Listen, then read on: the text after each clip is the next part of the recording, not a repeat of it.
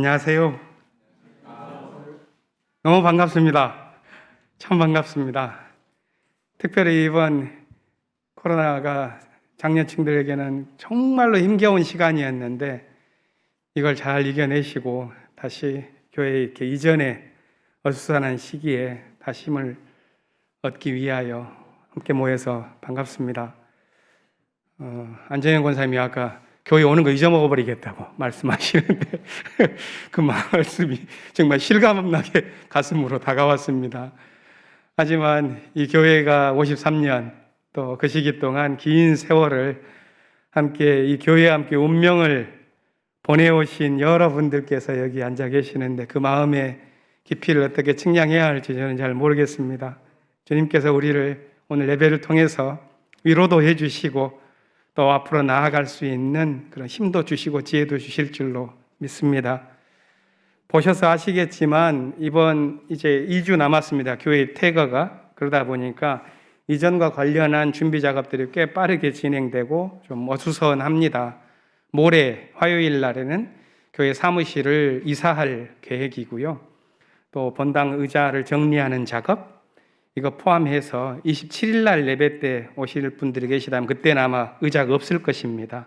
이것을 나중에 새로운 교회에 가서 잘 활용할 수 있는 방안을 모색하기 위해서 조금 정리된 형태로 보관하는 그런 방식도 계획하고 있고요. 전체적으로 악기라든가 십자가 포함해서 마지막 예배 드리고 나서는 보관하는 그런 계획들도 갖고 있는 등 여러 가지 면에서 좀 번거롭습니다. 하지만 이런 이전의 기간이 또 한편에서는 우리의 과거를 깊이 되돌아보고 또 앞으로 나아가는 무엇이 필요한지를 분별하는 그런 시간이 될 수도 있다고 봅니다. 역사적으로 되돌아보면 오늘은 좀 가슴 아픈 날이죠.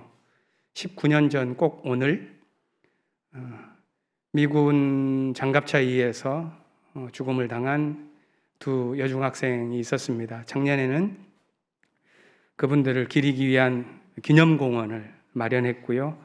오늘 우리 예배와 같은 시간에 공원에서는 천도제가 진행되어서 교회의 통일 선교팀에 관련되신 분들은 거기에 참여하십니다. 우리가 역사 함께 진행해 왔었던 여러 선교의 일들, 이것들이 우리 마음속에서도 여전히 이어지고 또 앞으로의 계획에서도 더욱 크게 준비될 수 있기를 바랍니다. 한편에서는 불어오는 남북관계의 평화의 물결들을 높이기 위하여 4월 27일부터 부산에서부터 출발한 남북 철도 잇기 위한 대행진이 지금은 거의 충청도를 끝내고 경기도로 진입하고 있는 상황입니다. 우리 교회가 조금 더 이것에 관심을 이제는 가져야 될 때가 된 것 같습니다. 잘 준비해서 적절한 시간에 함께 참여할 수 있는 것도 모색하겠습니다. 교육부 예배도 잘 진행되고 있고요. 오늘 바로 예배 진행하기는 좀 아쉽죠. 모처럼 황성기 목사님께서도 와주셨고 어제 저녁 늦게까지 오실 수 있을까 염려하셨던 박정실 권사님 포함해서 너무 많이 이렇게 힘내서 다 와주셨습니다. 옆에 계신 분들과 인사라도 하고 예배 드리지요. 참 반갑습니다.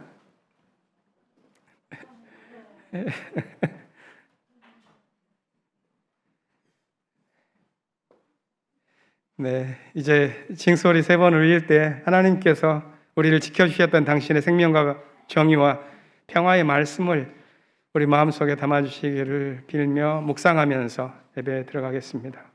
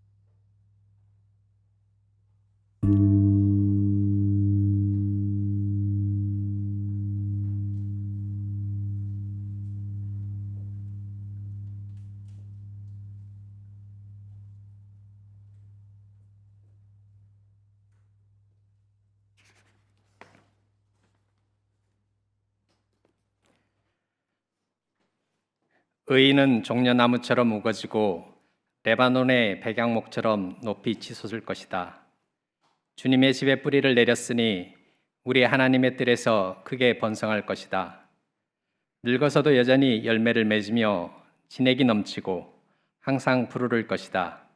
그리하여 주님의 올곧으심을 나타낼 것이다. 주님은 나의 반석이시요 그에게는 불의가 없으시다. 아멘.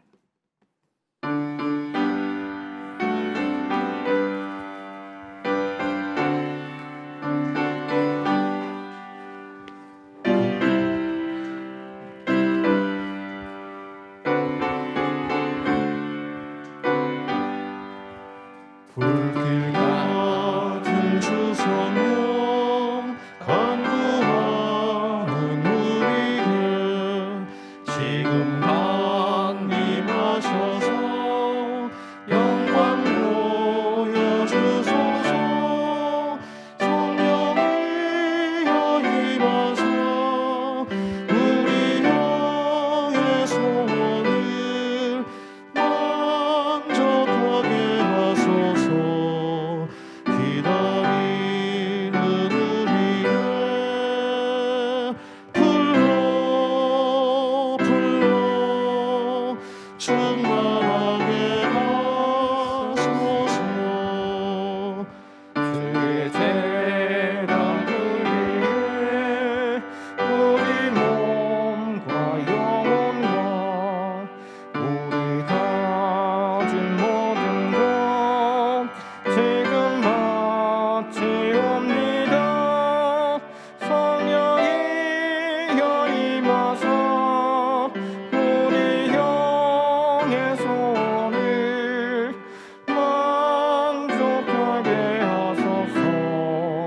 기다리는 우리에게 불러 충만하게 하소서.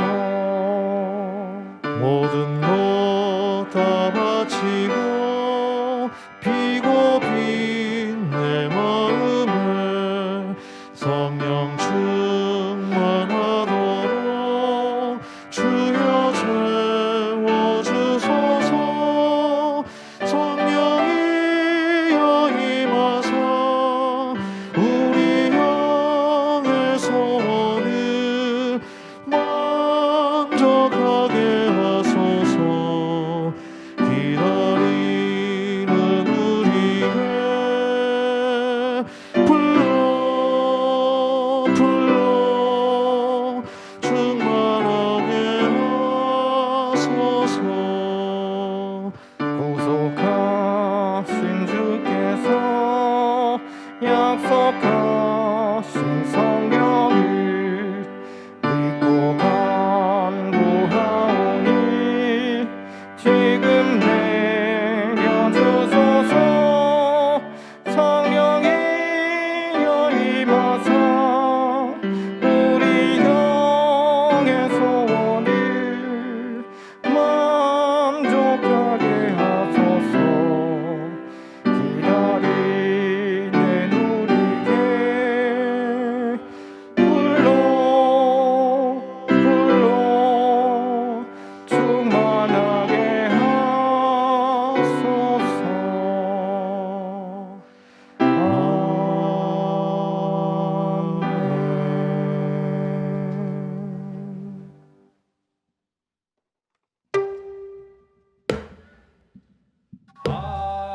하나님께 감사하며 그 이름을 노래하니 이것보다 더 좋은 일 어디에 또 있으리까.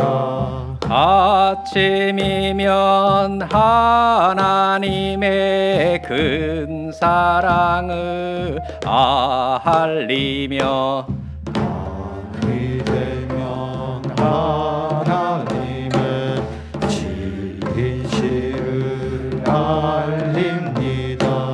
그리하여 의로우신 주신 나의 반석 하나님의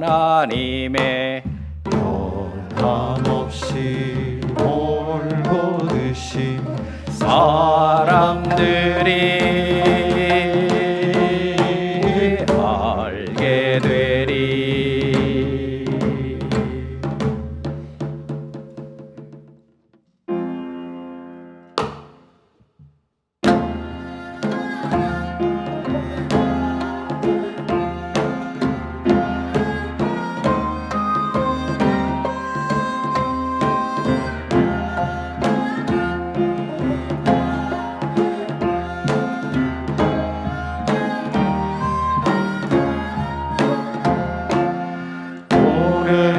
오래전부터 지금까지 지금부터 영원토록 우리는 주의 백성이요 주님은 우리 왕이시니 영원 찬송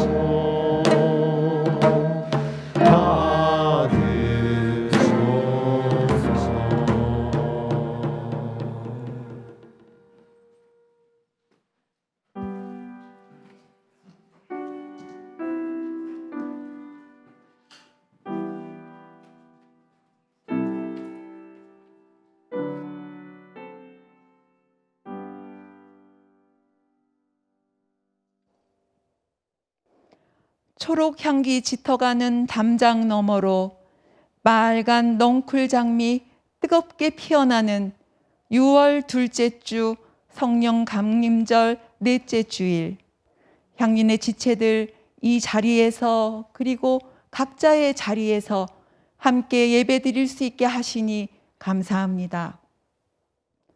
땅에 심겨진 씨앗이 농부도 알지 못하는 사이 싹이 나고 성장하여 스스로 열매 맺듯이 우리의 마음밭에 심겨진 말씀의 씨앗이 구체적 삶 속에서 당신의 뜻을 담아내는 열매를 맺기 원하오니 성령님 온전히 우리를 인도하여 주소서.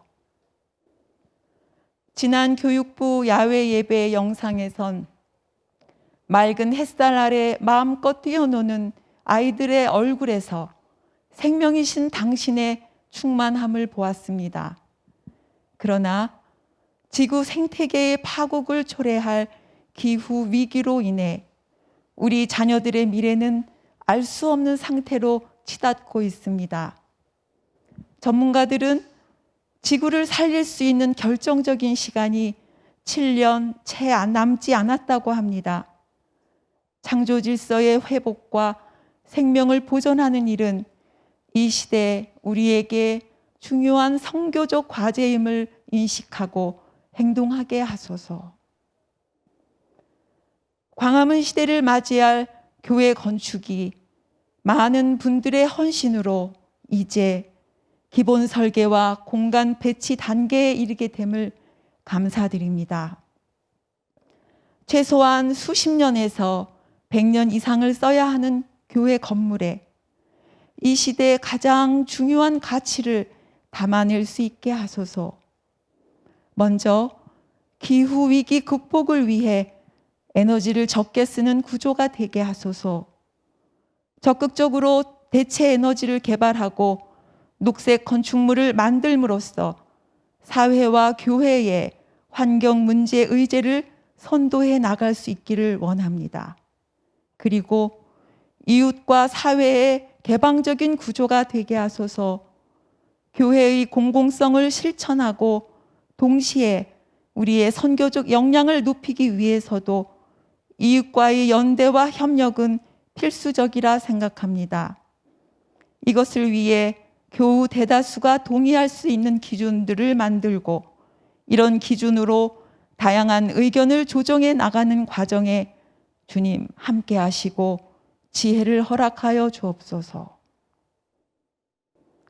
판문점 선언 3주년을 맞이하는 4.27 선언일부터 정전협정일까지 90일 동안 부산에서 임진각까지 남북 철도 잇기 한반도 평화 대행진이 진행 중입니다.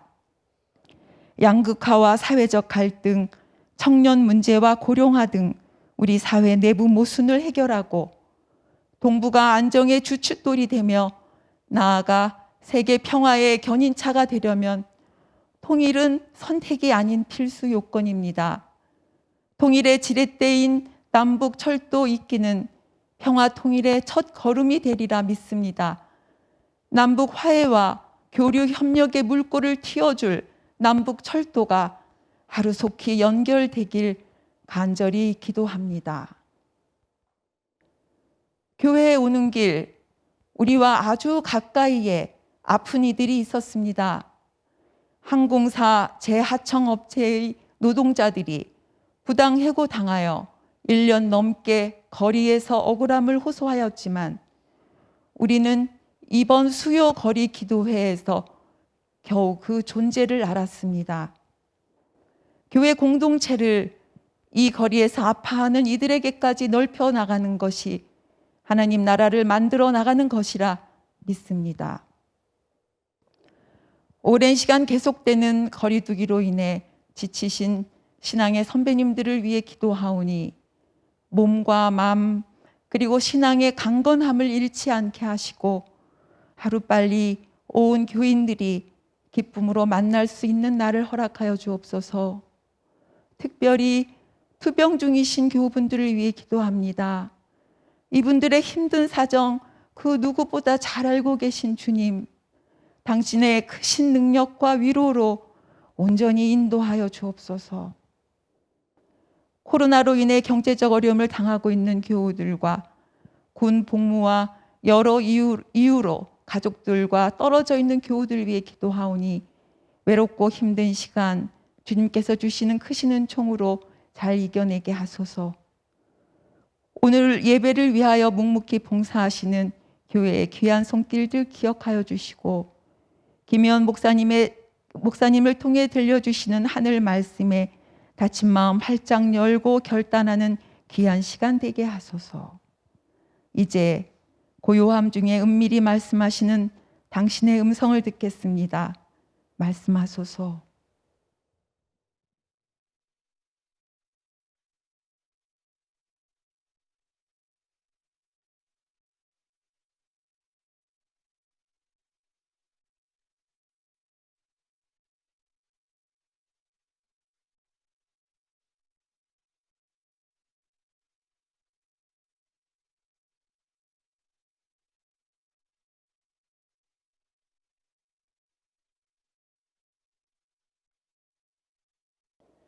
진리의 말씀으로 생명의 빛으로 이 땅에 오신 예수님 이름으로 기도하였습니다.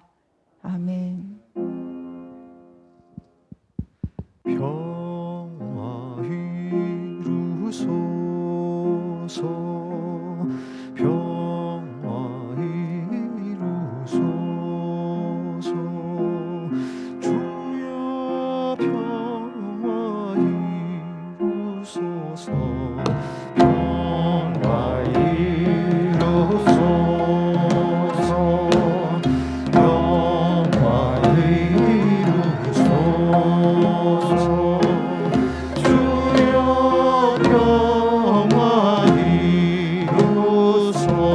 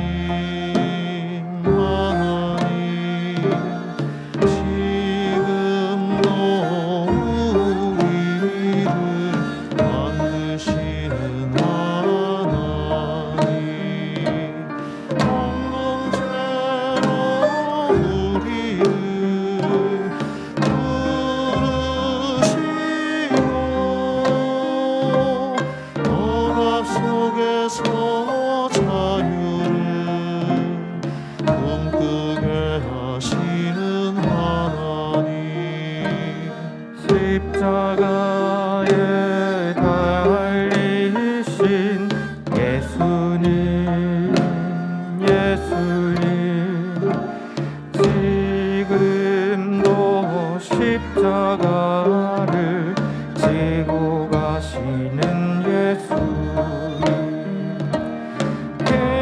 해방의 복음이 되시어 고난 속에서 희망을 노래하게 하시는 예수님. 영이신 하나님, 변혁의 영이신 하나님, 우리는 주님의 몸인 교회가 나눔과 섬김의 공동체임을 믿습니다. 우리는 주님 안에서 정의와 평등과 평화가 이루어짐을 믿습니다. 우리는 주님의 사랑이 우리의 삶을 통해서 나타남을 믿습니다. 우리는 주님의 나라가 우리의 삶 속에서 이루어짐을 믿습니다. 우리는 해방을 위한 주님의 선교 속에서 이루어지는 부활을 믿습니다. 우리는 주님이 보여주신 진리 안에서 날마다 새로워짐을 믿습니다.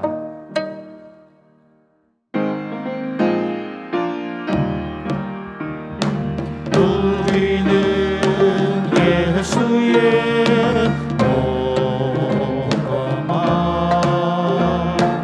이 땅에 향기로운 힘은 나를 살리고 너를 살리는 생명의 순간, 성문 밖으로 낮은 자리로 새하늘 새 땅으로 나를 살리고 너를 살리는 생명의 숨결, 성문 밖으로 낮은 자리로 새하늘 새 땅으로 새하늘 새 땅으로 새하늘 새 땅으로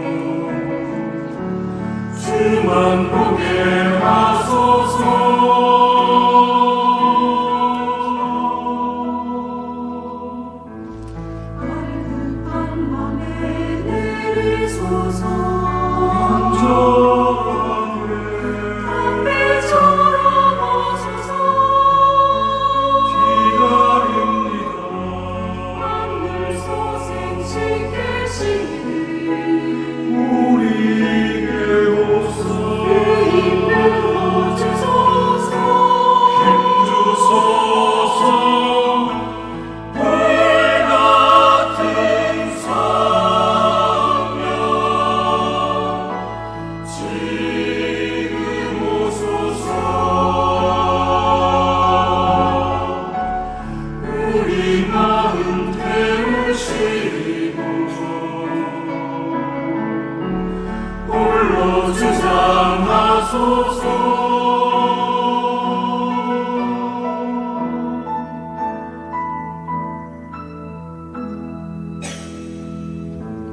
고난 심령 위로하사 안식없게 하소서. 불같은 성령 임하소서. 우리 마음에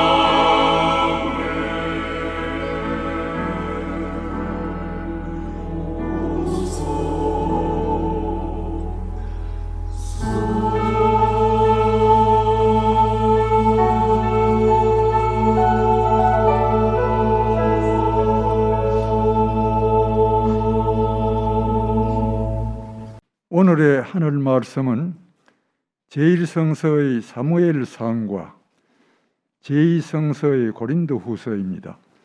먼저 사무엘기상 15장 34절에서 16장 13절까지의 말씀을 읽겠습니다. 제1성서의 432쪽입니다.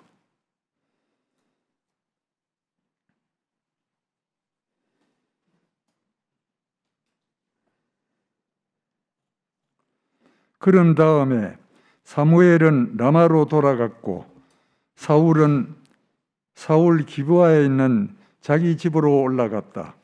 그 다음부터 사무엘은 사울 때문에 마음이 상하여 죽는 날까지 다시는 사울을 만나지 않았고 주님께서도 사울을 이스라엘의 왕으로 세우신 것을 후회하셨다. 주님께서 사무엘에게 말씀하셨다. 사울이 다시는 이스라엘을 다스리지 못하도록 내가 이미 그를 버렸는데 너는 언제까지 사울 때문에 괴로워할 것이냐? 너는 어서 뿔병에 기름을 채워가지고 길을 떠나 베들레헴 사람 이새에게로 가거라. 내가 이미 그의 아들 가운데서 왕이 될 사람을 한 명 골라 놓았다. 사무엘이 여쭈었다. 내가 어떻게 길을 떠날 수 있겠습니까? 사울이 이 소식을 들으면 나를 죽일 것입니다. 주님께서 대답하셨다. 너는 암송아지를 한 마리 끌고 가서 주님께 희생제물을 바치려 왔다고 말하여라. 그리고 이새를 제사에 초청하여라. 그 다음에 해야 할 일은 내가 거기에서 너에게 일러주겠다. 너는 내가 거기에서 일러주는 사람에게 기름을 부어라. 사무엘이 주님께서 시키신 대로 하여 베들레헴에 이르니 그 성읍의 장로들이 떨면서 나와 맞으며 물었다. 좋은 일로 오시는 겁니까? 사무엘이 대답하였다. 그래서 좋은 일이요. 나는 주님께 희생제물을 바치러 왔소. 여러분은 몸을 성결하게 한 뒤에 나와 함께 제사를 드리러 갑시다. 그런 다음에 사무엘은 이새와 그의 아들들만은 자기가 직접 성결하게 한 뒤에 제사에 초청하였다. 그들이 왔을 때 사무엘은 엘리압을 보고 속으로 주님께서 기름 부어 세우시려는 사람이 정말 주님 앞에 나왔었구나 하고 생각하였다. 그러나 주님께서 사무엘에게 이르셨다.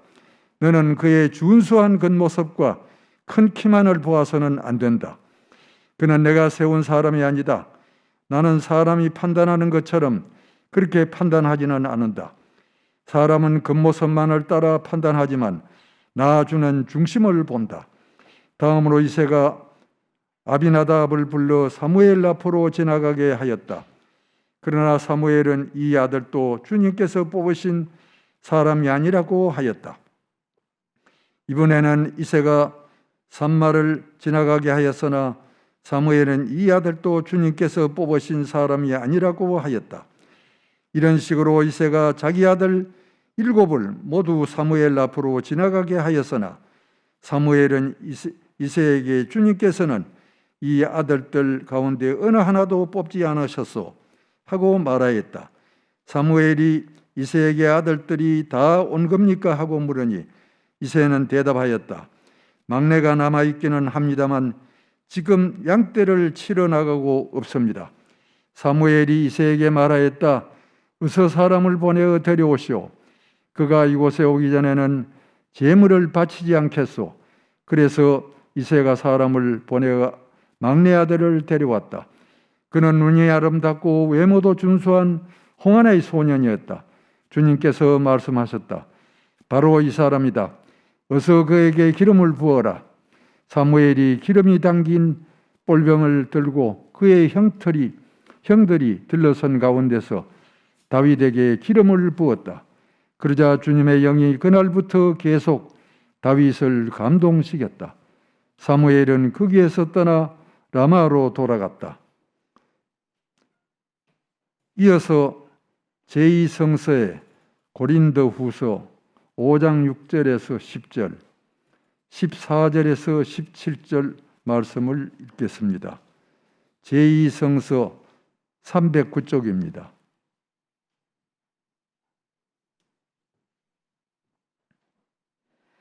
그러므로 우리는 언제나 마음이 든든합니다. 우리가 육체의 몸을 입고 살고 있는 동안에는 주님께서 떠나 살고 있음을 압니다. 우리는 믿음으로 살아가지 보는 것으로 살아가지 아니합니다. 우리는 마음이 든든합니다. 우리는 차라리 몸을 떠나서 주님과 함께 살기를 바랍니다. 그러므로 우리가 몸 안에 머물러 있든지 몸을 떠나서 있든지 우리가 바라는 것은 주님을 기쁘게 해드리는 사람이 되는 것입니다. 우리는 모두 그리스도의 심판대 앞에 나타나야 합니다. 그리하여 각 사람은 선한 일이든지 악한 일이든지 몸으로 행한 모든 일에 따라 마땅한 보응을 받아야 합니다.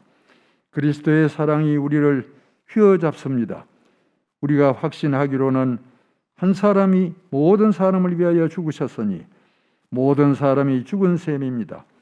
그런데 그리스도께서 모든 사람을 위하여 죽으신 것은 이제부터는 살아있는 사람들이 자기 자신들을 위하여 살아가도록 하려는 것이 아니라 자기들을 위하여서 죽으셨다가 살아나신 그분을 위하여 살아가도록 하려는 것입니다. 그러므로 이제부터 우리는 아무도 육신의 잣대로 알려고 하지 않습니다. 전에는 우리가 육신의 잣대로 그리스도를 알았지만 이제는 그렇지 않습니다.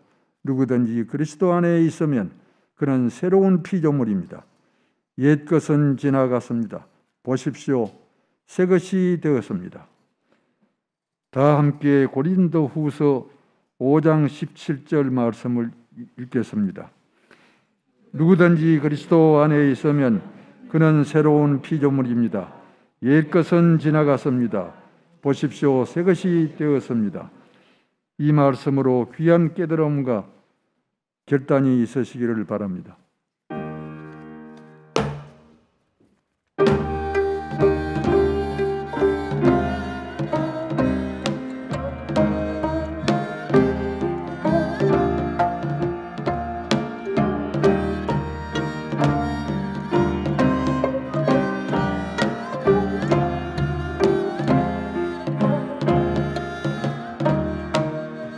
예수님 제자를 가르치셨듯이 이 시간 당신의 말씀으로 우리를 깨우치소서.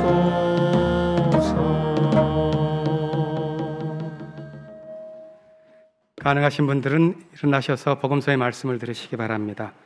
오늘 함께 읽으실 복음서의 말씀은 마가복음서 4장 26절에서 34절 말씀입니다. 예수께서 또 말씀하셨다. 하나님 나라는 이렇게 비유할 수 있다. 어떤 사람이 땅에 씨를 뿌려놓고 밤낮 자고 일어나고 하는 사이에 그 씨가 싹이 나고 자라지만 그 사람은 어떻게 그렇게 되는지를 알지 못한다. 땅이 저절로 열매를 맺게 하는데 처음에는 싹을 내고 그 다음에는 이삭을 내고 또 그 다음에는 이삭의 알찬 나달을 낸다. 열매가 익으면 곧 낫을 댄다. 추수 때가 왔기 때문이다. 예수께서 또 말씀하셨다. 우리가 하나님의 나라를 어떻게 비길까? 또는 무슨 비유로 그것을 나타낼까? 겨자씨와 같으니 그것은 땅에 심을 때에는 세상에 있는 어떤 씨보다도 더 작다. 그러나 심고 나면 자라서 어떤 풀보다 더 큰 가지를 뻗어 공중의 새들이 그 그늘에 깃들 수 있게 된다. 예수께서는 그들이 알아들을 수 있는 정도로 이와 같이 많은 비유로 말씀을 전하셨다. 비유가 아니면 말씀하지 않으셨으나 제자들에게는 따로 모든 것을 설명해 주셨다. 이는 주님의 말씀입니다.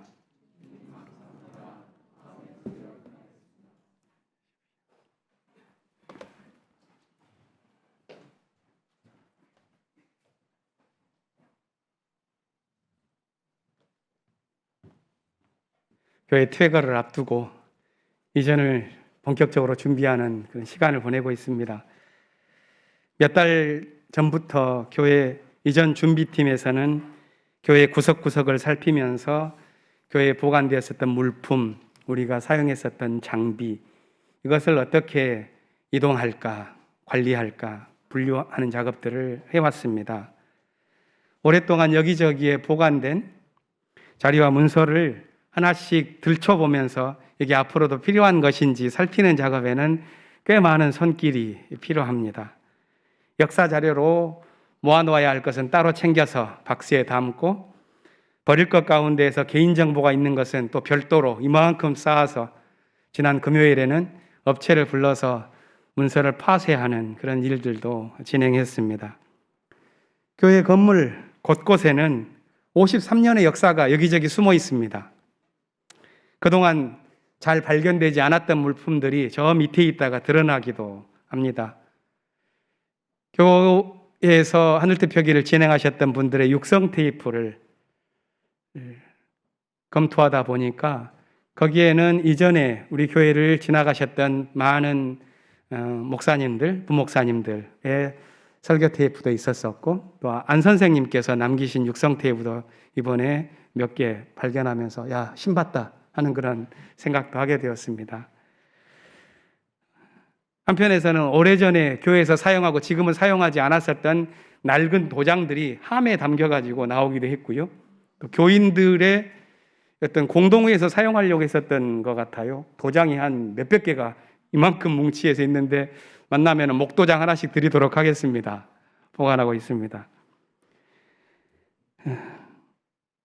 옛 교우들의 모습이 담겨있는 사진들이 뭉치로 발견되기도 하고, 또 수십 년 전에 세례를 받기 위해서 마음의 준비를 하셨던 교우들이 쓴 신앙 고백문도 보게 되고, 또 특별했었던 사건들, 갈등의 시간을 알려주는 문서도 불쑥 나타나서 그때 이런 일을 했었고 이게 중요했기 때문에 이걸 남겨두었구나 하는 것을 보기도 합니다.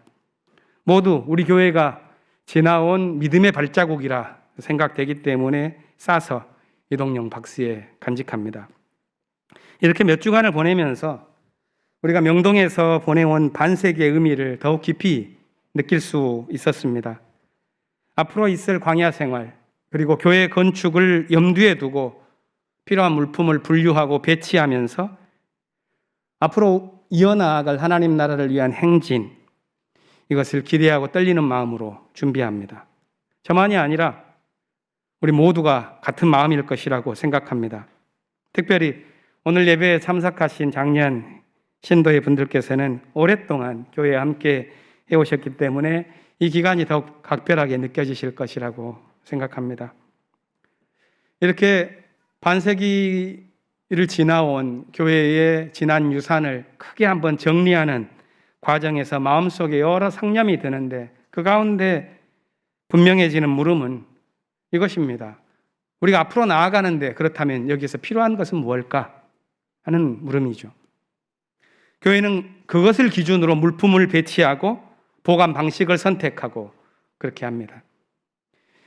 이것은 공동체의 삶만이 아니라 개인의 신앙의 삶에서도 적용될 수 있는 물음이라고 생각합니다. 우리가 지어온 인생의 건축물에는 무엇이 담겨 있는가?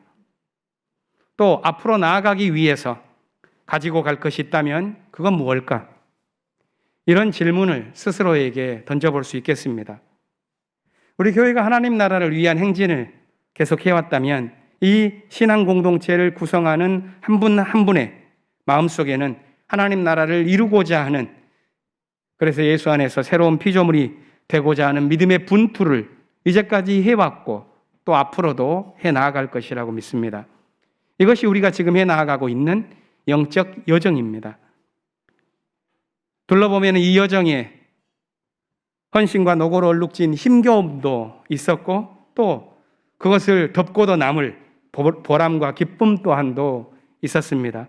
그렇기 때문에 이 여정이 계속 이어지고 있다고 생각합니다. 성서의 역사 또한도 그렇습니다. 거기에는 영광스러운 장면도 있지만 수치스럽고 어두웠었던 시절도 존재합니다.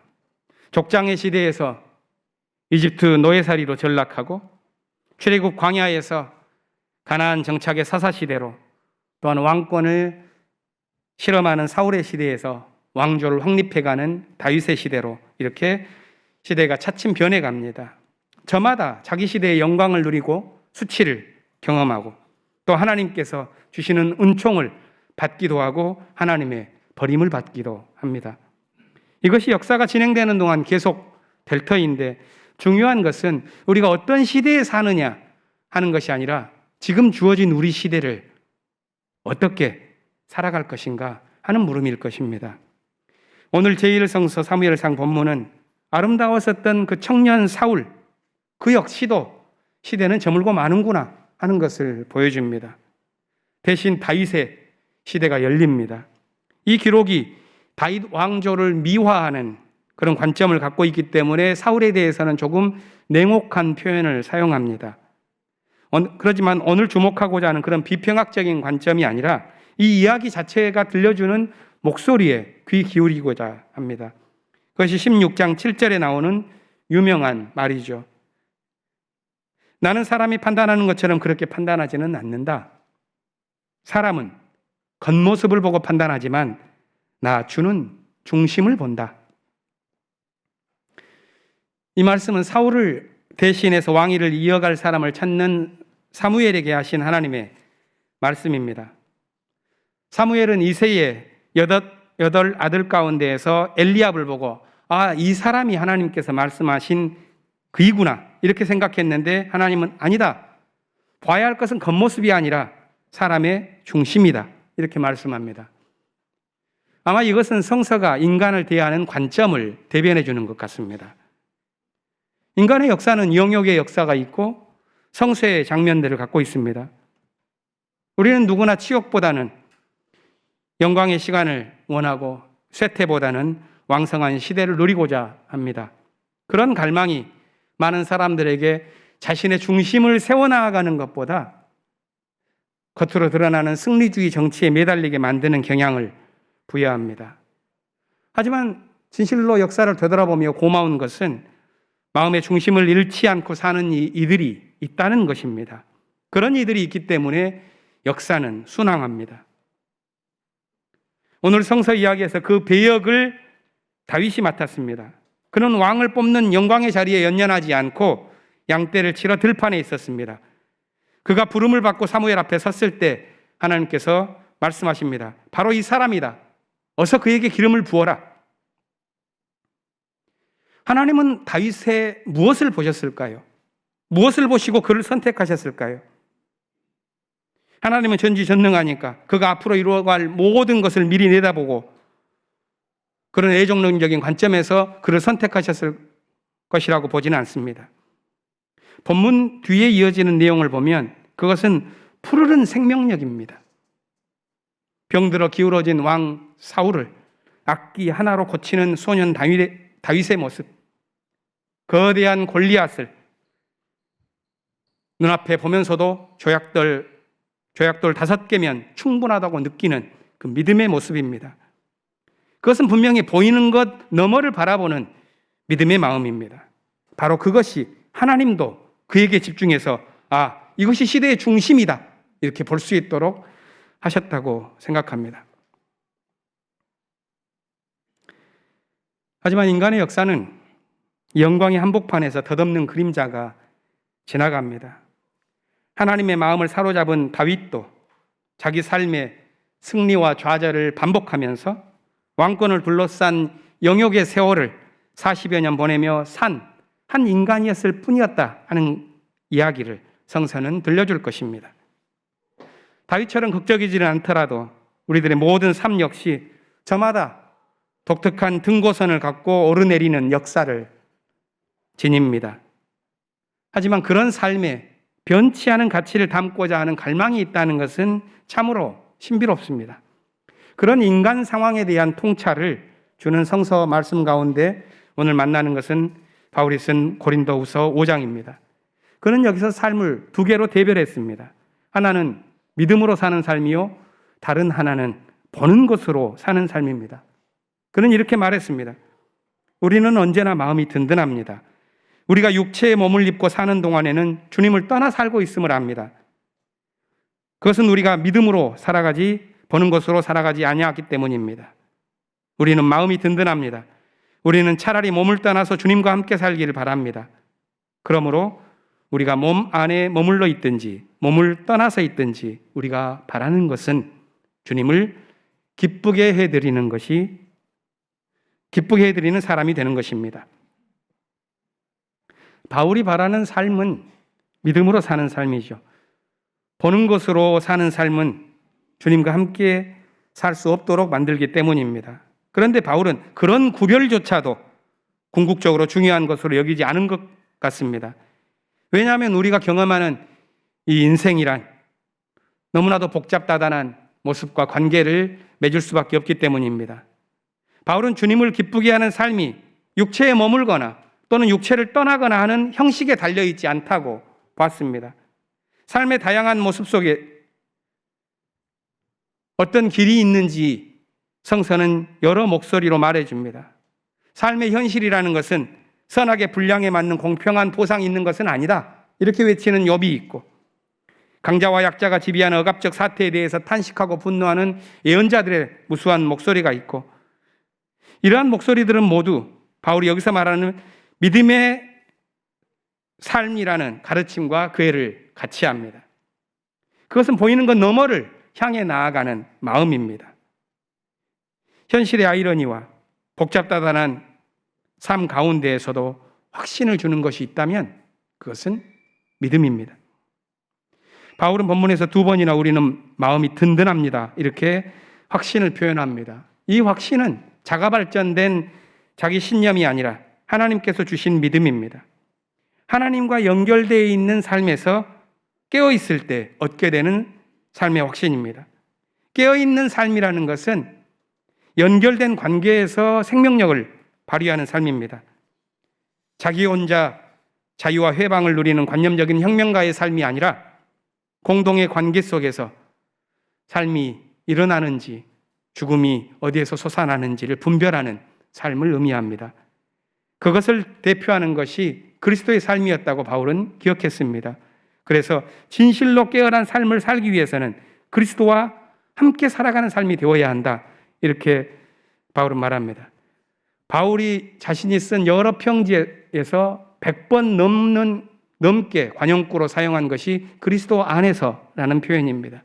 오늘 본문 17절도 그렇게 말합니다.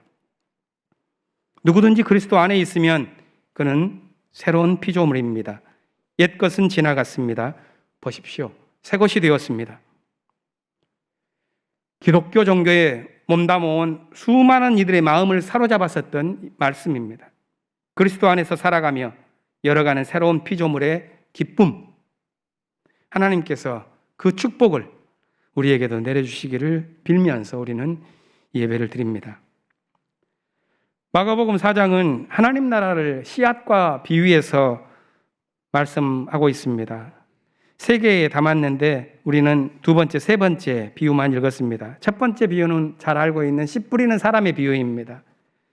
말이 씨 뿌리는 사람이라고 그러지만 사실 주목한 것은 씨 뿌리는 사람이 아니라 뿌려진 땅입니다.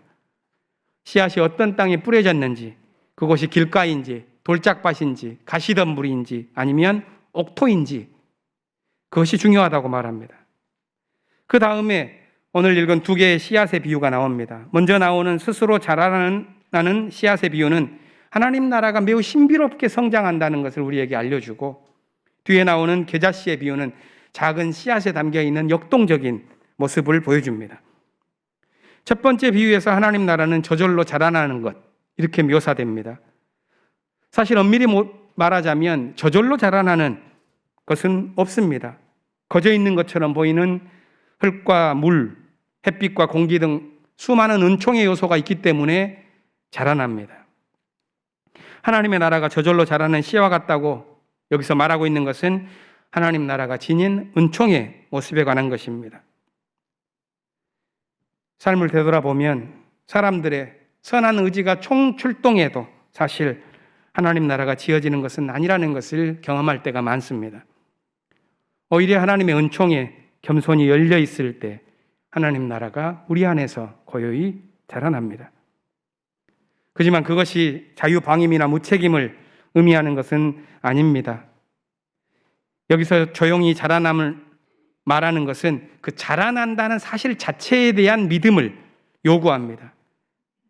우리가 삶을 살아가면서 필요한 믿음 가운데에서 중요한 믿음은 자라나는 하나님 나라에 대한 믿음입니다. 그것이 모든 냉소의 허물을 이겨낸 믿음의 지혜요. 바로 그것이 하나님 나라의 열매를 거두는 일을 해낼 수 있도록 우리를 이끌어줍니다. 두 번째 비유에서 하나님 나라는 겨자씨로 비유되었습니다. 겨자씨는 작은 씨앗입니다. 하지만 심고 나면 어떤 풀보다도 더 큰 가지를 뻗어서 공중의 새들까지도 거기에 깃들 수 있게 한다고 본문은 말합니다. 이 비유는 사실 작은 것으로 큰 것을 이룬다는 성공신화를 의미하진 않습니다. 왜냐하면 겨자씨는 다 자라도 2, 3m밖에 되지 않고 풀치고는 크게 자라지만 나무처럼 자라는 것은 아니기 때문입니다. 그런 점에서 겨자씨가 자라서 나무가 된다 이렇게 말했던 마태와 누가의 기록은 조금 과장이라고 하겠습니다. 하나님 나라가 겨자씨와 같다는 것은 늘 해마다 새롭게 심기고 자라나는 역동적인 나라다 하는 그런 말씀일 것입니다. 예수께서는 이 작지만 역동적인 겨자씨만한 믿음만 있다면 산을 옮길 수도 있다 이렇게 말씀했습니다. 성서 말씀을 이렇게 간단하게 묵상하고 마치겠습니다. 하나님 나라를 향한 우리들의 행진, 우리 안에서 자라나는 하나님의 나라, 그 꿈과 기도가 우리 모두의 삶에서 이루어지기를 바랍니다. 마치기 전에 한 말씀 더 드리고 싶은 것은 교회 안에 세워져 있는 은행나무에 대한 이야기입니다. 당회 방에서는 요즘 그것으로 많은 웃음이 오고 가는데요. 교회의 은행나무가 좀 특이하게 쭉 뻗어서 있지 않습니까? 저걸 어떻게 할까? 보존할 수 있는 길은 없을까? 알아보기도 했는데 그 길이 잘 보이지 않습니다. 그런데 지혜로운 몇 분께서 작년과 재작년에 그 은행나무에서 떨어진 씨를 받아다가 심었는데 여러 개 싹이 나가지고 지금 자라고 있습니다. 그래서 당회원들은 우리가 우리 교회에서 길러왔었던 은행나무 2세대를 저쪽에 가가지고 다시 심으면서 기를 수가 있겠구나 하는 생각을 하면서 기뻐하고 있습니다. 저는 그것이 마치 우리 공동체가 진행해 왔었던 믿음의 행진을 이어가는 상징적인 사건처럼 느껴지기도 합니다. 그런 마음이 여러 곳에서 지금 피어나고 있죠. 하나님 나라를 향한 우리의 올곧은 믿음의 행진이 계속되고 그리스도 안에서 새롭게 피조물로 날마다 피어나는 삶을 꿈꾸면서 우리 신앙의 공동체를 굳게 세워나갈 것을 다짐하고 기원하는 이 자리가 되기를 원합니다. 잠시 침묵으로 기도하겠습니다.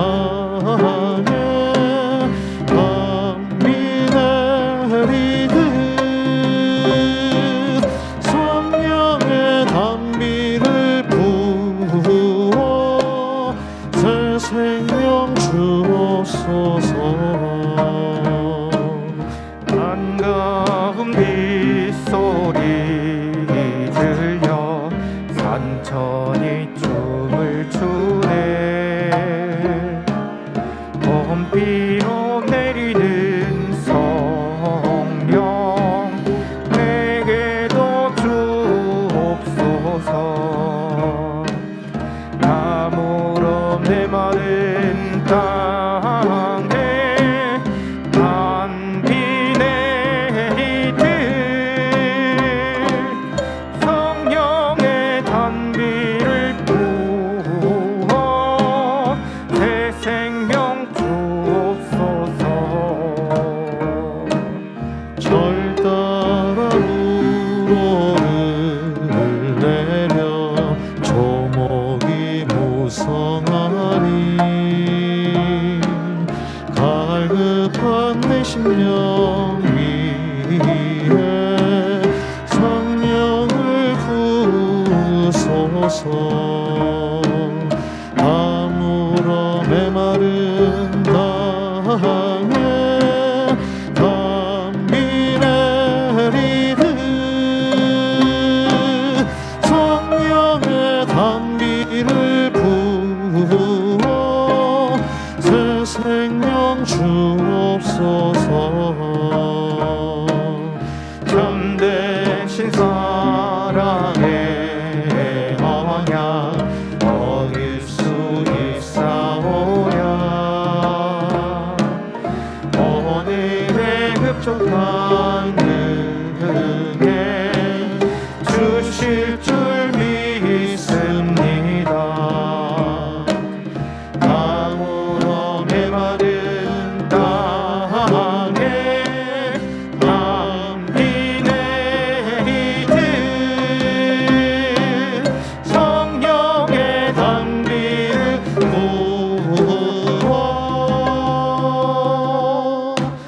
새 생명 주옵소서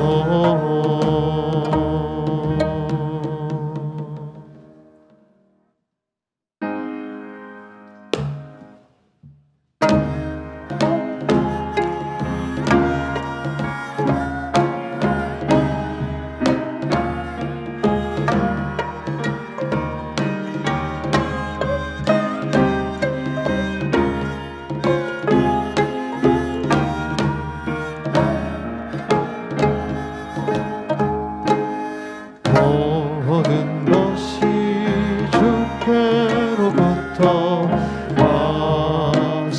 와사오니 우리의 정성만 내 모아 바치나이다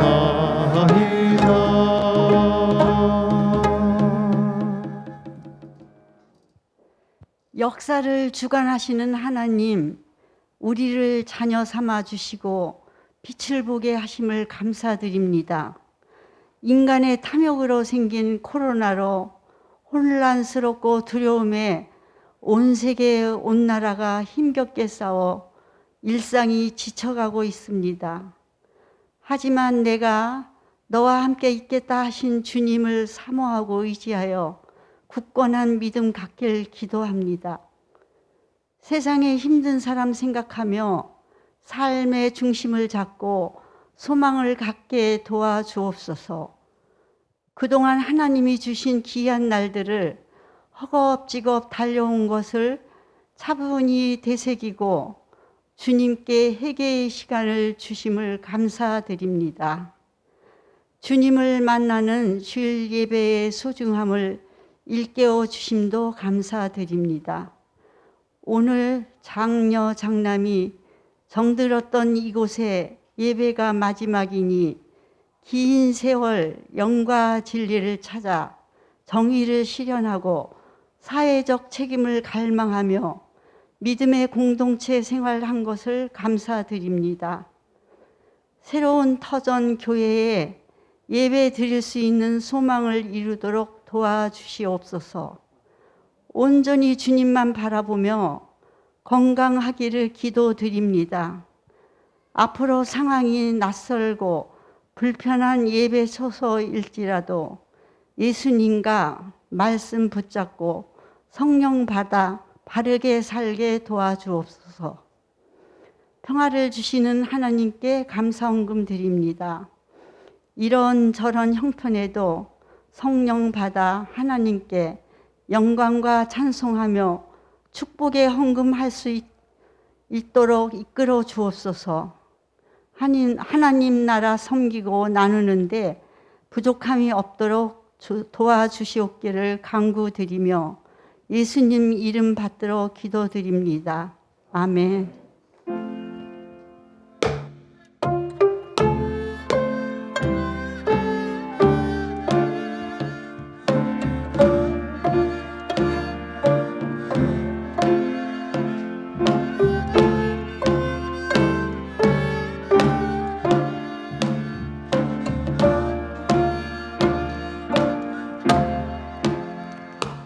오 성령님의 은혜 하늘 아버지의 사랑 그 무한하신 사랑 품속에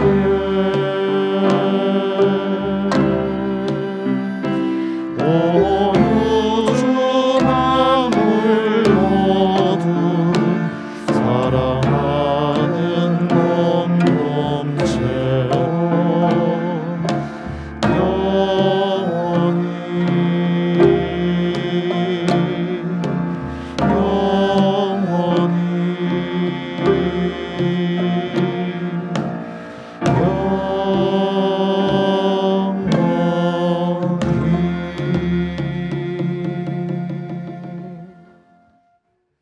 파송의 말씀을 나눕니다.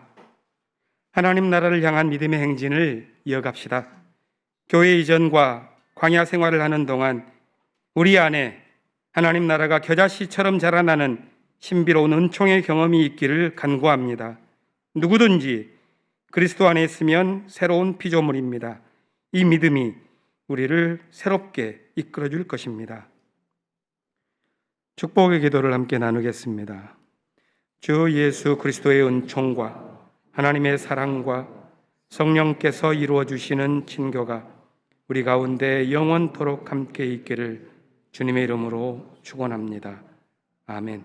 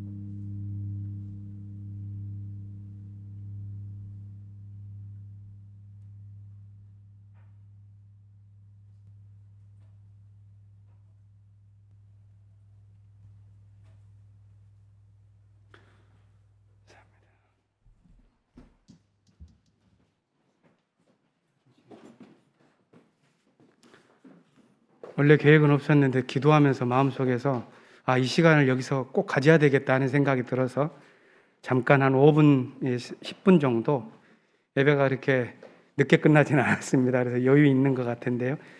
식사도 함께 할 수 없는 사정이기도 하고 또 교회 이전을 앞두고 에어컨 실외기 모두 다 지난주에 다 제거하다 보니까 더우셔서 여기 있는 것도 좀 죄송스럽습니다.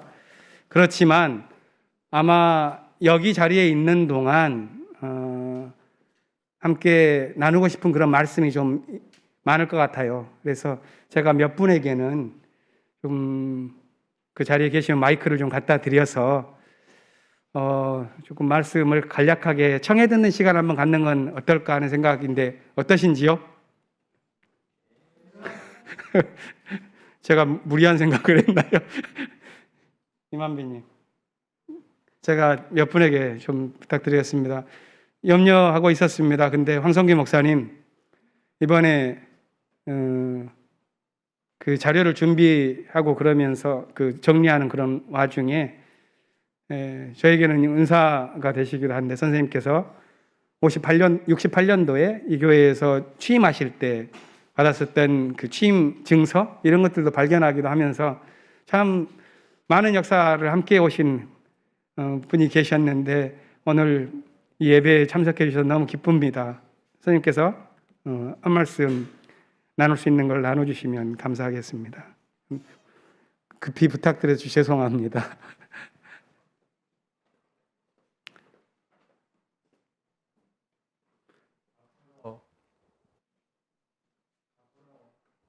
네. 좋은 예배당을 마련해서 서로가 아끼고 서로를 존중하는 그런 분위 속에서 예수님의 그 참뜻을 실천할 수 있는 공동체가 되기를 바랍니다. 감사합니다. 감사합니다. 제가 두 분만 더 간략하게 듣고자 합니다. 한 분은 어제 밤 11시까지 교회 올 수 있을까 발을 동동 구르시면서 힘든 그런 신체적인 조건들을 이기시고 오신 우리 박정실 권사님, 그리고 지금 홍창희 장로님 계셨으면 그런 말씀도 한번 듣고 싶었습니다만 안 계시니 제가 알기로는 여기에서 제일 연배가 많으시지만 이렇게 또 굳건하게 자리를 지키고 계시는 이천식 집사님, 이렇게 두 분에게 간단하게 한번 말씀을 듣고 싶습니다. 박정실 권사님 뒤에 마이크 옵니다. 함께 오랜 세월 동안 신앙의 동지로 살아오신 분들과 함께 이 자리에서 말씀 남겨주셔도 좋겠습니다. 네. 이만배님. 네. 권사님의 이 겸손하신 손짓이 함께 나누는 그런 말씀으로 알겠습니다. 함께 참석해 주셔서 감사합니다. 이천식 집사님 말씀해 주시죠. 저는 할 말이 없는데요. 지금은 뭐 얼마 안 남은 날짜에 이제 죽음을 좀 준비하고 있습니다. 그래서 지금 공동번역의 그 신구약을 다 한번 읽고 지금 신약의 마태복음하고 마가복음 거진 지금 필사를 하고 있습니다. 근데 이걸 죽기 전에 다 한번 쓰려고 하는데 모르겠습니다. 근데 형님께 제가 한 40년 가까이 됐는데 정말 정착하기가 상당히 어려웠습니다. 저 같은 이제 어렵게 사는 사람들이 정말 정착하기 어렵고 외롭고 이랬는데 그래도 끝까지 여러분들이 많이 도와줘서 지금까지 살아왔습니다. 감사합니다.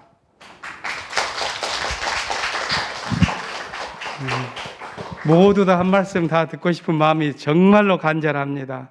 여기에는 기쁨만이 아니라 또한 힘겨움 속에서 버텨가시는 분들도 계시기에 그 마음이 참 고저가 큽니다.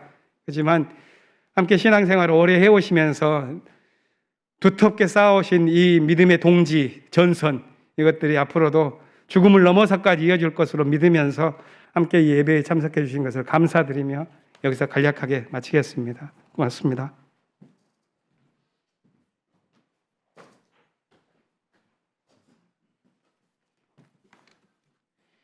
예, 오늘 성령 강림절 네 번째 주일이고 그리고 총회 선교 주일이자 우리 명동 향린에서 드리는 주일 예배 마지막 세 번째 주일에 참석하신 모든 분들 환영합니다. 지난주는 어린이들이 가득 차가지고 굉장히 빨리 서둘렀어야 되는 상황인데요. 이번 주도 마찬가지로 이렇게 냉방기가 작동 안 하는 바람에 급히 서둘러야 되는 상황에 또 있습니다. 생각보다 굉장히 이렇게 예배당 안이 더운데요. 혹시나 온라인으로 보고 계신 분들은 참석하시려면 미리 염두에 두시고 참석을 하시면 좋겠습니다. 공공 관심 나눠 보시겠습니다. 오늘 주일 예배에는 장녀와 장남께서 참석을 해주셨고요. 다음 주는 새청, 청신, 희청 차례입니다. 그리고 6월 27일에는 희망교우들로 사전 예약을 받아서 참석을 할 예정인데요. 아까 목사님께서 2월 27일에 예배당의 의자를 다 치우실 예정이라고만 말씀하시고 그 뒤에 이야기를 안 하셔가지고 혹시 예배당의 자리가 다 이게 맨 땅에 앉아야 되나 이런 생각을 하실 수도 있을 것 같은데 향후실에서 의자를 가져다가 비치를 해놓을 예정입니다. 그래서 그렇게 예배당을 준비할 예정입니다. 오늘 전기당에 있고요. 그 교회 양도 물품 나눔, 교회 명동을 떠나면서 물품 나눔 있다는 얘기를 지난주부터 계속 드리고 있습니다. 자세한 내용은 교회 홈페이지 참고해 주시고 진용수 집사님이나 김지목 목사님에게 필요하신 분들은 연락해 주시기 바랍니다. 그리고 지난주에 이어서 계속 말씀드리는데요. 미래선교연구위원회 음악선교팀 국악 찬송가 가사 모집하고 있습니다. 이야기를 들어보니까 그 곡을 만드는 것도 굉장히 어렵지만 그래도 가장 필요한 게 가사를 주시는 게 굉장히 필요하답니다. 그래서 여러분들이 가사를 주시면 꼭 그걸로 국악 찬송가를 만드는 데 중요하게 사용할 수 있기 때문에 가능하신 분들은 꼭 참여를 해주시기 바랍니다. 들녘 농산물 들녘쌀 주문을 받고 있습니다. 앞으로 2주 동안 주문을 받고 3주 전후로 새 도정쌀을 배송해 드릴 예정인데요. 주보에 보시는 바와 같이 6월 27일 전후로 아마 새로 지은 쌀 배달이 가능할 것 같습니다. 그래서 들녘쌀을 필요하신 분은 이옥희 권사님에게 연락을 해주시기 바랍니다. 이번 주 일정 안내입니다. 사무실 이전 말씀드렸듯이 6월 15일 화요일 희명빌딩 2층으로 사무실 이전을 합니다. 특별히 사무실 이전 관련해 가지고 요청드릴 사항은 없는데 다만 기억하셨다가 평일에 교회 왔는데 사무실이 없다든가 이런 부분들이 있을 수 있으니까 그거에 대해서는 염두를 해두시고 교회에 평일에 오실 때는 그 생각들을 꼭 해주시기 바랍니다. 그리고 미래선교연구위원회에서 통일선교팀 모임이 있고요. 그리고 이사팀 모임이 2월 19일 토요일 향린수양관에서 할 예정이라고 합니다. 그래서 19일 날 향린수양관 답사하면서 이사팀 모임을 하고 아마 26일에는 이제 이사 가기 마지막 전주라서 그때 교회 청소를 아마 하게 될 것 같은데 그때는 혹시라도 가능하신 분들은 교회 와서 청소하는 작업을 같이 도와줬으면 좋겠다라고 아마 별도 공지가 또 다시 나갈 것 같습니다. 성정이 주일 남북 화해 주일이 있고요. 그다음에 미래연구위원회 생태문화 선교팀 모임 있습니다. 다른 것들은 참고해 주시고요. 그 주보에는 없지만 최영선 권사님 오랜만에 나오셨는데요. 함께 같이 감사해야 될 일이 있는데 자서전 별처럼 흙처럼이라는 자서전을 출간하셨습니다. 80의 세월을 정리하시면서 자서전을 내셨는데 만나시면 꼭 축하한다는 말씀 해주시기 바랍니다. 이후 일정 안내입니다. 세청인문공화국 미래연구위원회 모임들 참고해 주시고요. 목회운영위원회가 6월 27일 지금까지는 항상 온라인으로만 했었는데 교회 이제 이전하기 마지막 목회위원회라서 27일 날 향후실에서 온라인과 오프라인 병행 모임을 한다는 거 기억해 주시기 바랍니다. 에큐메니칼 소식들은 참고를 해주시기 바랍니다. 예, 향림교인 생활실천 다짐 같이 나누심으로써 예배를 이어가도록 하겠습니다. 우리는 하나님 나라의 일꾼으로 이 땅에 파송되었음을 믿으며 하나님 나라의 실현을 위해서 성서 공부, 기도, 신앙, 신학서적 읽기 등 일상의 신앙 훈련을 통해 사회 선교의 영성을 키운다. 이상으로 예배를 마치도록 하겠습니다. 안녕히 돌아가십시오.